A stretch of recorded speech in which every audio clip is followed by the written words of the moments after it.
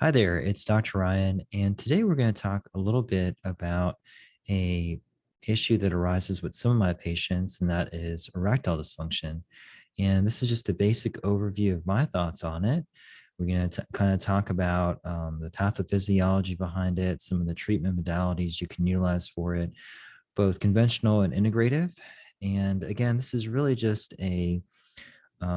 another set of information that you can utilize for if you are working with another provider. Utilize this just to add to your knowledge base, and then also to give you an idea of how I evaluate individuals who have it in the clinic. So let's go ahead and talk a little bit about it. So I open up this PowerPoint. Okay, so erectile dysfunction. All right, so to start off, just a little bit of background about erectile dysfunction. So what is it exactly? It's the inability to achieve or sustain penile erection for satisfactory sexual performance. It affects a lot of men across the US. This statistic is rather old, 30 million American men who are affected by erectile dysfunction. I suspect that's increased, particularly after coronavirus and with individuals not following a healthy diet, not training, maybe secondary to isolation measures and closing of the gym. So I imagine this is probably a little bit higher, not to mention some of the psychiatric issues that have occurred owing to that. And then um, one thing that's important to realize is that many times erectile dysfunction can be linked to vascular health and thus cardiovascular health. So, if new onset erectile dysfunction can be ominous and may be an indication for certain providers to evaluate your heart function. So, let's go on. Let's talk a little bit about how it actually occurs. So essentially what it is just blood flow. And so blood flow occurs into the corpora cavernosa, which are these two tubular structures that kind of flank the penis on the dorsal surface, and in addition to something called the corpus spongiosum, which is a smaller tubular structure. Both of these structures engorge with blood during erection, and they are responsible primarily for the rigidity of the penis. And this diagram kind of describes what is going on.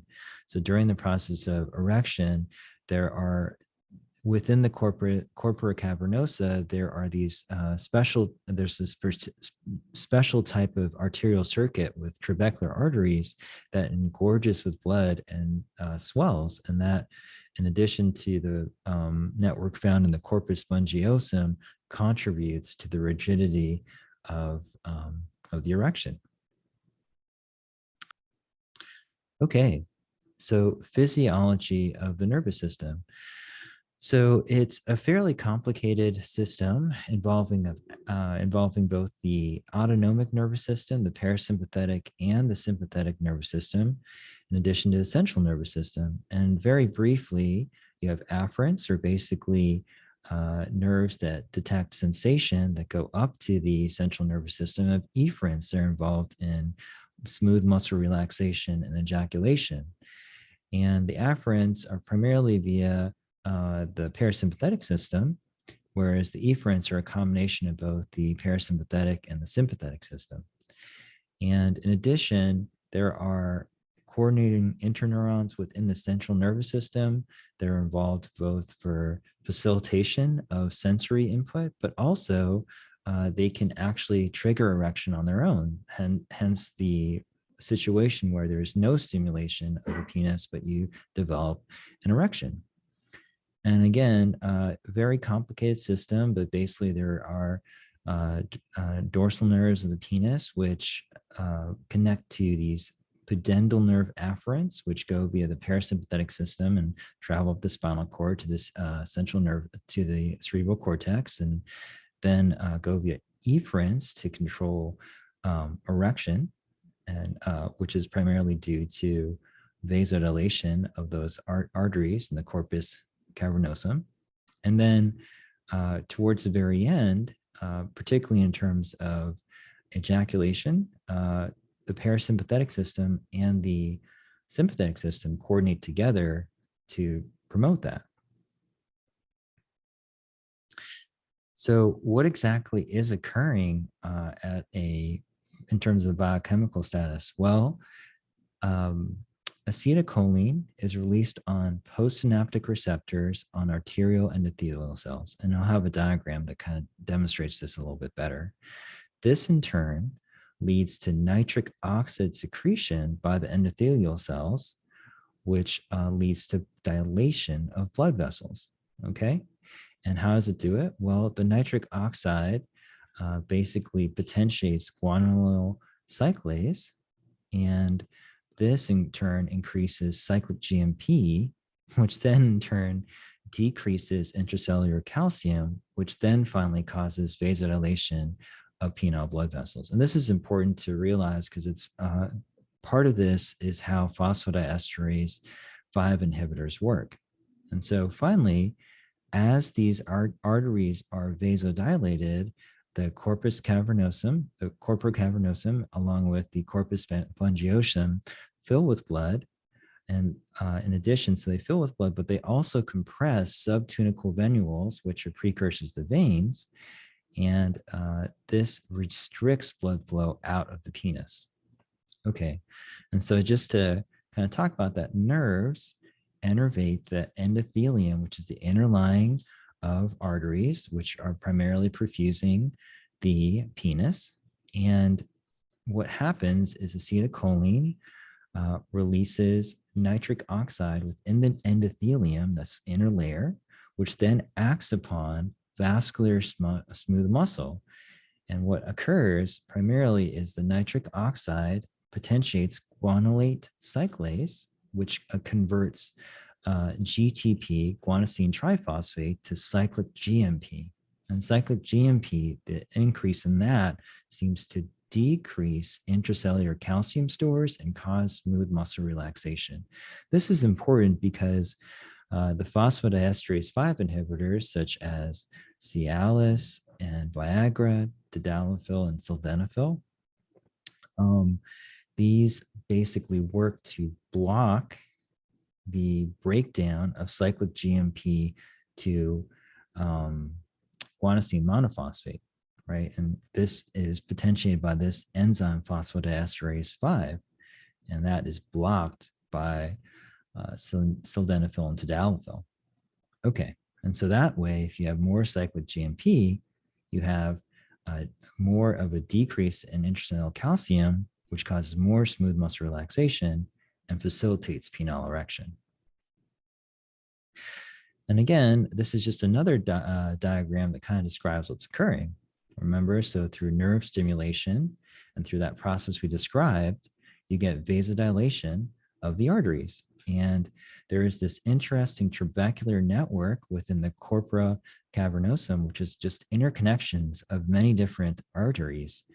And so what occurs is that as the vasodilation occurs, the smooth muscle relaxation occurs, this spongy network of arteries fills with blood, right? And you can kind of see it in the flaccid view where it's not filled with blood, and the erect view where it's filled with blood.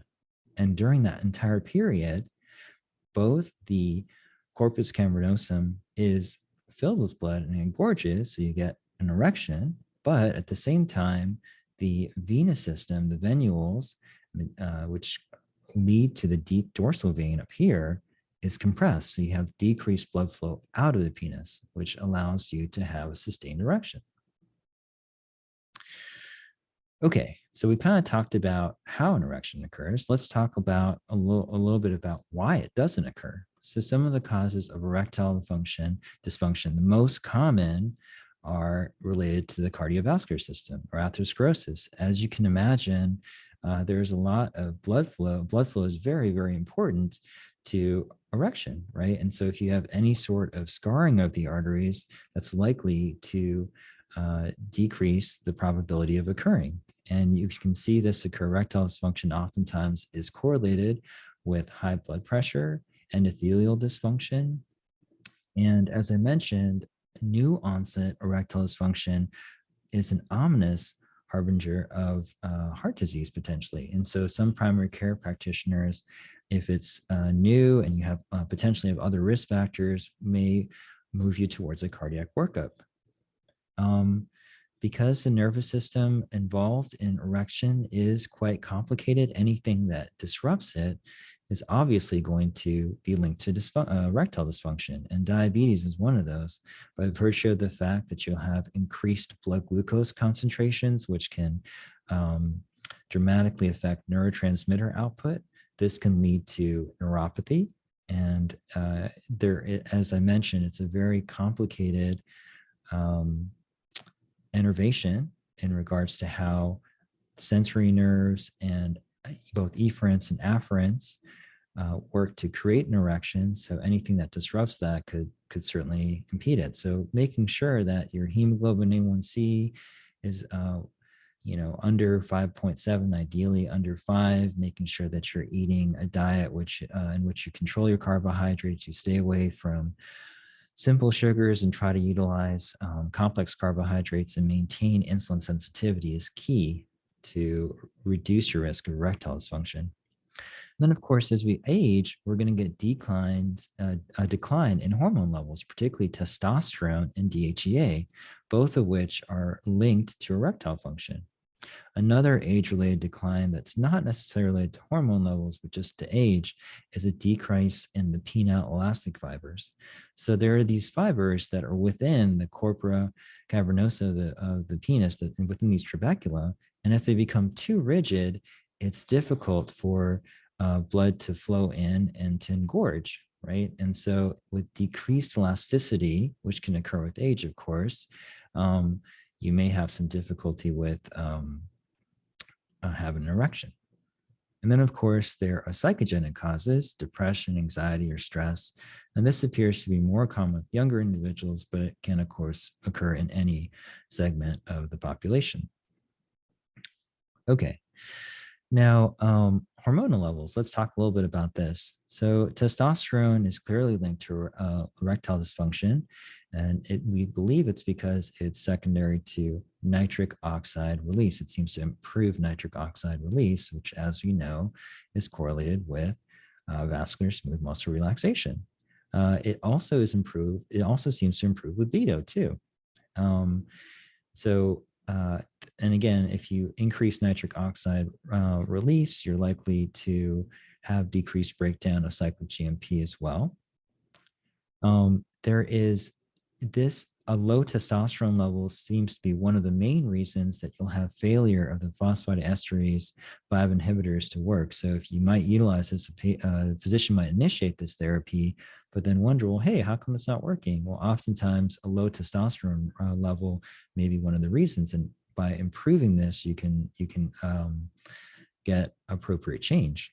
And so ideally, I like to improve levels to a free of 20 to 30 nanograms per deciliter and a total of 900 to 1,000 nanograms per deciliter.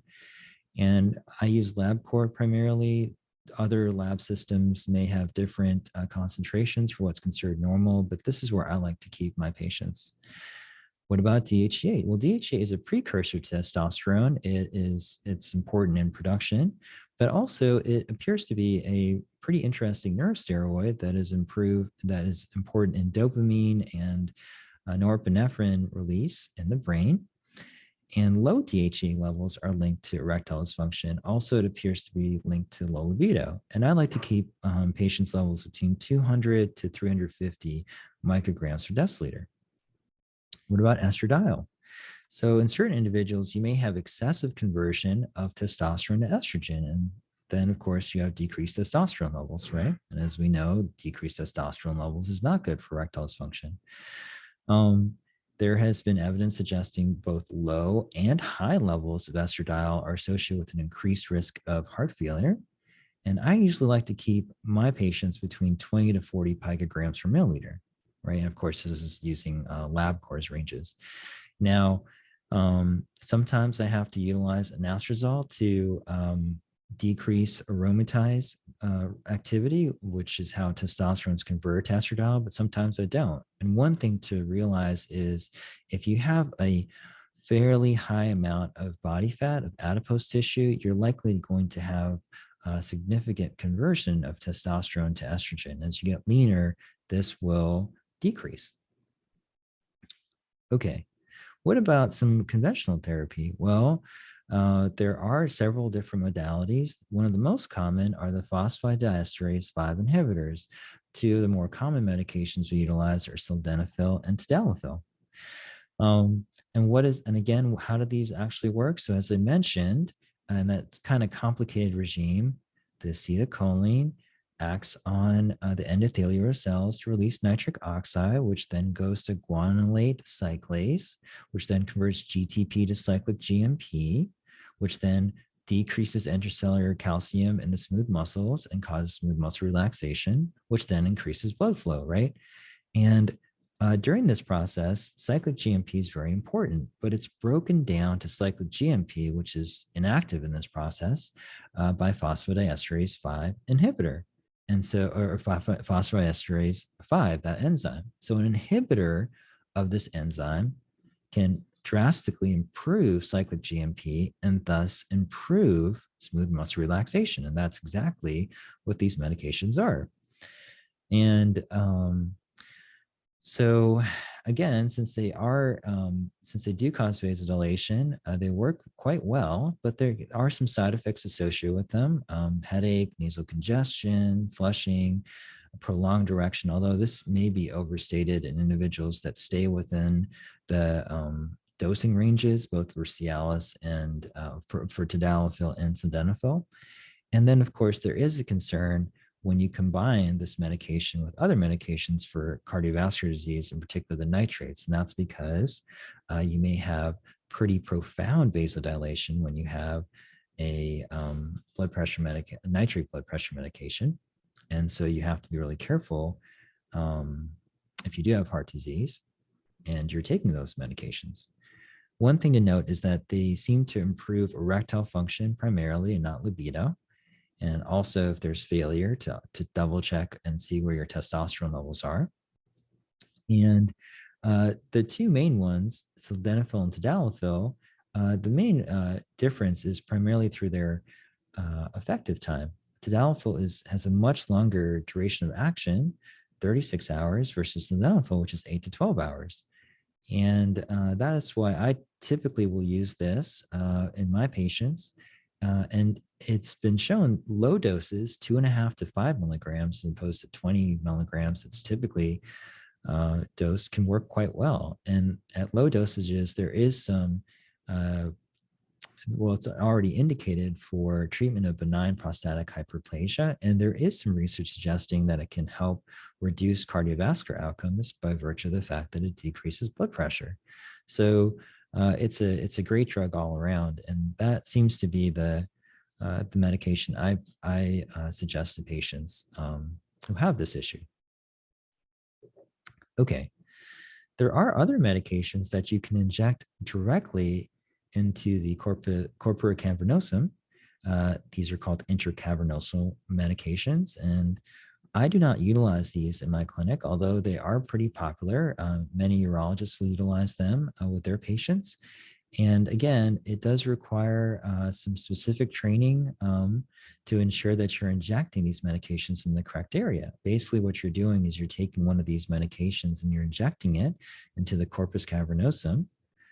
Again, those blood-filled channels within the penis. But remember, you have to be really careful because you have to inject in the right position, because there are certain anatomical structures that you could damage. The dorsal penile artery, which is at the very top of the penis. And of course, you never want to inject anywhere near the base of the penis, right? With the, or the ventral surface where the urethra is. Even though the corpus spongiosum is here, and you could get some benefit in terms of injecting in that area because you'll get some vasodilation, it is really close to your urethra, and it's definitely not something that's recommended. So what are the three medications that are utilized? Alprostadil, papaverine, and phentolamine. Alprostadil is a prostaglandin and has vasodilating properties on its own. Papaverine appears to inhibit phosphodiesterase enzymes, which, as we mentioned, uh, actually this should be decreases intracellular calcium release. And however, there is some concern with hepatotoxicity if you use it continually. And then phentolamine blocks alpha 1, alpha 2 adrenergic receptors, which causes vasodilation. Um, and and this is primarily smooth muscle constriction. So all of these seem to improve blood flow. But as I mentioned, because of the fact that they require specialized training and there is a potential for some damage to certain structures, I try to stay away from these if at all possible. There are also vacuum erection devices, or VEDs, and these artificially increase blood flow by just primarily encouraging blood flow into corpus cavernosum. And these have been around for a while. One of which is one particular pump that's very popular is the Bathmate. And although there aren't a lot of research studies indicating its effectiveness, there are many anecdotal reports of it providing some benefit to patients. Surprisingly, it seems to help. It may potentially help in terms of improving girth and length, although this is not potentiated by research, but there are many anecdotal reports of patients who are very happy with this device. So this is another device that may be of utility. And then there is ultrasound. So low intensity ultrasound shockwave therapy, or the Gaines wave. This is basically where you have low intensity ultrasound, about like 150 waves per minute or so, which are directed at certain areas of the penis, primarily where the corpus cavernosum is, and potentially the corpus spongiosum, just to break up and or to increase blood flow within those channels. And we're not entirely sure what the mechanism of action is, but it seems to increase vascular endothelial growth factor, and it causes these very minute tears within the vasculature, which in turn over time seems to improve blood flow. And so by just a couple of sessions of over a period of 12 to 15 weeks, there have been certain individuals that have seen pretty significant improvement in terms of erectile function, as it appears to increase vascular flow. Okay, and then finally, to end off this presentation, we'll talk a little bit about the integrative interventions that I utilize. So again, number one, as I mentioned, erectile dysfunction for many individuals, in fact, the majority, is really a vascular issue. So any supplements that you can do to improve your vascular health, things like coenzyme Q10, fish oil and krill oil, magnesium, carnitine, and B vitamins to reduce homocysteine, is really important. Anything to improve your lipid panel, anything to improve or decrease your risk of developing diabetes, anything that is going to reduce risk of long-term chronic illnesses that will affect the arteries, is going to help with erectile function. In addition, there are other supplements that can improve vasodilation. Arginine appears to improve vasodilation. It's an essential amino acid, and taking 5 to 10 milligrams daily has helped some of my patients. If your DHEA levels are low, remember you want them between 200 and 350. Let me go get that right here. See, 200 to 350 micrograms per deciliter. It may be a good idea to consider utilizing DHEA. 25 to 75 milligrams seems to do the trick. And of course, I would make sure that you check labs to get within that range. And then you have yohimbine, which seems to block alpha-2 adrenergic receptors and cause smooth muscle distributed relaxation. And at 5 to 10 milligrams daily, that's the dose I typically use. One thing to remember, though, is some individuals may develop anxiety with yohimbine at higher doses. I rarely see it at the 5 to 10 milligram dose, but just be aware of it and try not to go much higher than 20. Okay. Well, hopefully this has been helpful and has given you some information about erectile dysfunction, and maybe giving you some more talking points with your PCP or your provider that's involved in treating this. And it also gives you an idea of how I look at erectile dysfunction for patients coming to the clinic.